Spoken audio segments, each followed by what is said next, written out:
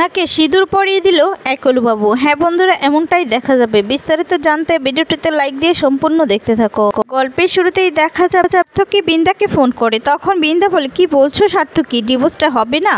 আর তখন সার্থকী বলে, না বড় বৌদি, ডিভোর্সটা হবে না, কারণ রাঙার ডিভোর্স পেপারে যেই সাইন আর সেখানে যেই সাইন সেটা এক নয়, তো ডাবল হবে লেখা, আর তারপরে আবার সাইনটাও মিলছে না।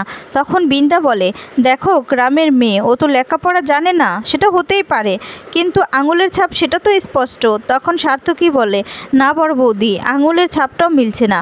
রাঙার ব্যাংকের কার্ডে যেই আঙুলের ছাপ আছে আর এই ডিভোর্স পেপারে যেই আঙুলের ছাপ আছে সেটা কিছুতেই মিলছে না, কোনোটার সঙ্গে কোনোটাই মিলছে না। তাই তো লরিয়ে আমাকে বলেই দিয়েছে আজকে কোনোভাবে ডিভোর্সটা হওয়ার সম্ভব নয়। তখন বিন্দা বলে, কি বলছো তুমি, সন্ধ্যেবেলা বিয়ে আর সেখানে কিনা আজকে ডিভোর্সটা হবে না? তাহলে জানতে পারলে আজকে কি হবে সেটা তুমি জানতে পারছো? ওদিকে দেখা বলতে থাকি, সার্থকী একটা কাজ করো, এখন না কাউকে কিছু বলার দরকার নেই, ডিভোর্সটা হয়নি, তুমি বরং একটা ডিভোর্সের কাগজ বানিয়ে নিয়ে আসো, আমরা না হয় তারপরে পরে ওই সাইনটা করিয়ে নিব রাঙাকে দিয়ে। এখন বলে শুধু শুধু বিয়েটাকে বেচতে দেওয়ার কোনো মানে হয় না, তাহলে কিন্তু বিয়েটা ভেঙে যাবে।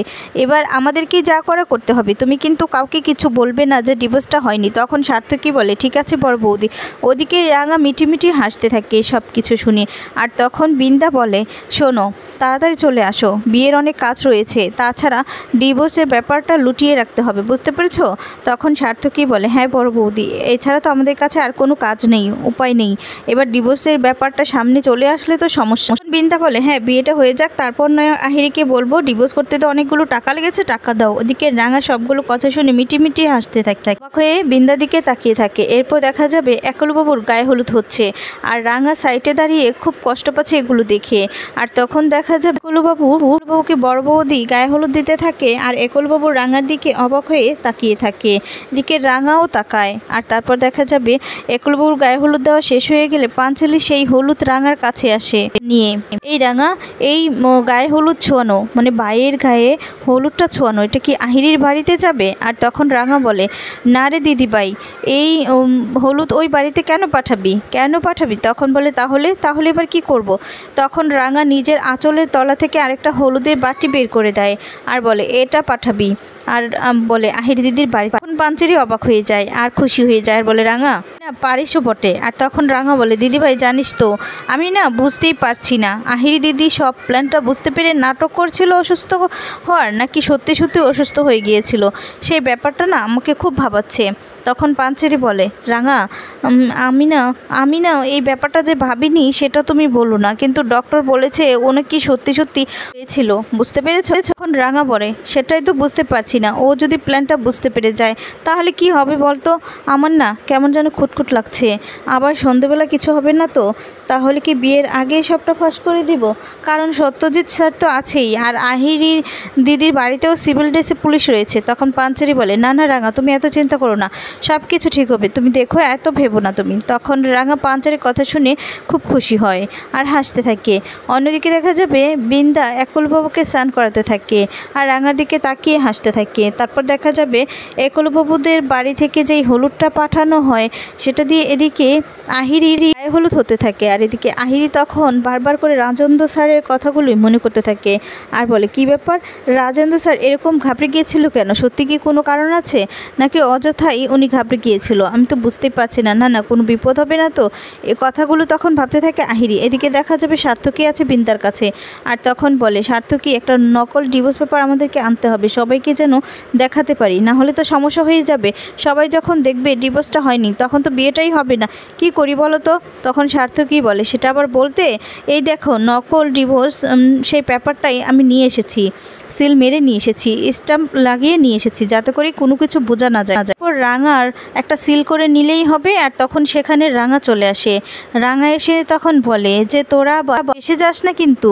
তারপর দেখা যাবে বিন্দা আর সার্থকী দুজনেই ভয় পেয়ে যায় আর বলে, তুই এখানে?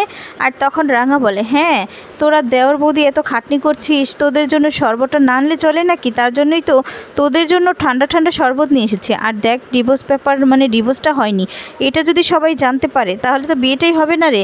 তখন বিন্দা ভয় পেয়ে যায়। আর তখন রাঙা বলে, শোন, তোরা না কাউকে বলিস না যে এই ডিভোর্সটা হয়নি, বুঝতে পেরেছিস? তখন সার্থকী বলে, হয়নি মানে? এই দেখ, এখানে স্ট্যাম্প লাগানো লাগানো আছে যে এটা আসল। তখন রাঙা বলে, হ্যাঁ আমি তো গায়ের মেয়ে, জঙ্গলের মেয়ে, আমাকে নয় বোঝালি, কিন্তু এটা সবাই মানবে তো? উড়ানবাবু দেখলে এটা মানবে যে আমাদের ডিভোর্স হয়ে গেছে? তাহলে তো সবার সামনে সবটা চলে আসবে যে ডিভোর্সটা হয়নি। তার থেকে বরং তোরা না কাউকে এই ডিভোর্স পেপারটা এখন দেখাস না, দেখানোর কোনো দরকার নেই, সবাইকে বলে দিবি ডিভোর্সটা যে হয়নি, বলে দিবি যে ডিভোর্সটা হয়ে গেছে, তাই তো? আর তখন বলে, তাই তো, কোনো আর ঝামেলা থাকবে না, বিয়েটাও হোক। এবার না এই বিয়েটা জাঁকজমক অনেক সুন্দর করে বিয়েটা হবে। তোরা না যে বিয়েটা দেখবি, দেখে একদম তোদের চোখটা ধাঁধিয়ে যাবে। তখন বিন্দা রাঙার কথা শুনে অবাক হয়ে যায়, কিছু একটা সন্দেহ করে। তখন রাঙা বলে, নে শরবতটা খেয়ে নে, তোরা না এত ভাবিস না, এই বিয়েটা তো হবেই, তাই না? ভালোভাবে হবে যে তোরা সারা জীবন মনে রাখবি। এই বলে রাঙা সেখান থেকে চলে যায়। সার্থকী বিন্দাকে তখন বলে, আচ্ছা বড় বৌদি, রাঙা কি বোঝাতে চাইলো বলো তো, কি বলে গেল? তখন বিন্দা বলে যে ঝাড়চমকভাবে বিয়েটা হবে মানেটা কি?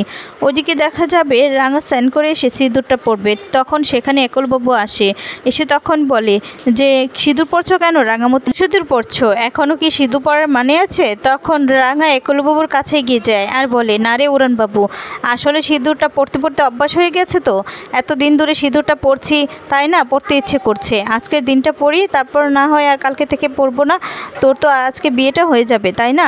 তখন একলবাবু রেগে যায় আর বলে, তোমার কি সত্যি কিছু যায় আসে না? আমার বিয়েটা হয়ে যাচ্ছে, সেটা আবার তুমি দাঁড়িয়ে বলছো? তোমার কিছু যায় আসছে না? তোমার খারাপও লাগছে না রাঙা? তখন রাঙা এক দৃষ্টিতে একলবাবুর দিকে তাকিয়ে থাকে। একলবাবু তখন বলে, আমি বুঝতে পারছি না রাঙা, তোমার কিসের এত আনন্দ, কিসের এত খুশি? তুমি কি বুঝতে পারছো না আমার কষ্ট হচ্ছে? কেন বুঝতে পারছো না? তখন একলবাবুর কথা শুনে রাঙারও কষ্ট হয়। তারপর দেখা যাবে বিন্দার ময়না সেখানে চলে আসে। সে তখন বলে, একলবাবু তুমি এখানে কি করছো? ওইদিকে বিয়ের মণ্ডপে তো আহিরেরা চলে এসেছে, বিয়ে তো শুরু হয়ে যাবে, শুভ দৃষ্টি, মালাবদল সব কিছু হবে তো, চলো তাড়াতাড়ি চলো, তোমাকে যেতে হবে। তখন ময়না একলবাবুকে নিয়ে সেখান থেকে চলে যায়। ওইদিকে তখন আবার ও রাঙা সিঁদুর পরতে গেলে বিন্দা তখন বলে, রাঙা তুই কি করতে চাইছিস বল তো? সিঁদুর কেন পরছিস? তোর ডিভোর্সটা হয়ে গেছে, তুই কি সেটা জানিস না? তখন রাঙা ইচ্ছে করেই বড় বৌদির সামনে তার মাথার সিঁথিতে সিঁদুর দিয়ে নেয়। বলে, শোন বড় বৌদি, তুই না ভালো করে জানিস আমার আর উড়ানবাবুর ডিভোর্সটা হয়নি, তাই সিঁদুর তো আমি পরবই। আর তখন বিন্দা বলে, শোনো, তোমার সাইনটা হয়ে যাবে, ডিভোর্সটাও হয়ে যাবে, উকিলবাবু কিন্তু বলে দিয়েছে, তুমি কিন্তু বড্ড বাড়াবাড়ি করছো, আজকে কিন্তু বিয়েটা হবে, আজকে বিয়েটা ভেস্তে দেওয়ার একদম কোনো চেষ্টা করবে না তুমি। তখন রাঙা বলে, না আমি বিয়েটা ভেস্তে দিব কেন রে? আরে বিয়েটা তো অনেক বড় করে অনুষ্ঠান করেই হবে, যা দেখলে সবাই খুব আনন্দ হয়ে যাবে, এমন সিনেমা হবে না যা দেখে সবার চোখ ধাঁধিয়ে যাবে, খুব ভালো হবে, খুব ভালো হবে, বিয়েটা ভেস্তে কেন যাবে, বিয়েটা তো হবে। তখন রাঙার এরকম আনন্দ দেখে পুরো চমকে যায় বিন্দা তখন মনে মনে বলে, কি ব্যাপার, রাঙা আমাকে কি বোঝাতে চাইলো, কি বললো রাঙা? আজকে যেন বিয়েটা হয়ে যায় ঠাকুর, তুমি দেখো। ওদিকে দেখা যাবে আহিরির মা বাবা সহ বিয়ের মণ্ডপে চলে আসে। আর তখন আহিরির মা বলে, আচ্ছা একলবাবু কোথায়? বিয়ের লগ্ন তো পেরিয়ে যাচ্ছে, কত কিছু বাকি। তখন অঙ্কুর বলে, হ্যাঁ এক্ষুনি চলে আসবে। আর তখন ময়না একলবাবুকে নিয়ে বিয়ের মণ্ডপে চলে আসে। ওদিকে আহিরি পানপাতা দিয়ে নিজের মুখটা ঢেকে রাখে। বন্ধুরা, এবার যদি সব কিছু প্রমাণ করে দেয় রাঙাকে একলবাবু সিঁদুর পরিয়ে দেয়, তাহলে তোমাদের কেমন লাগবে কমেন্টস করে জানিয়ে।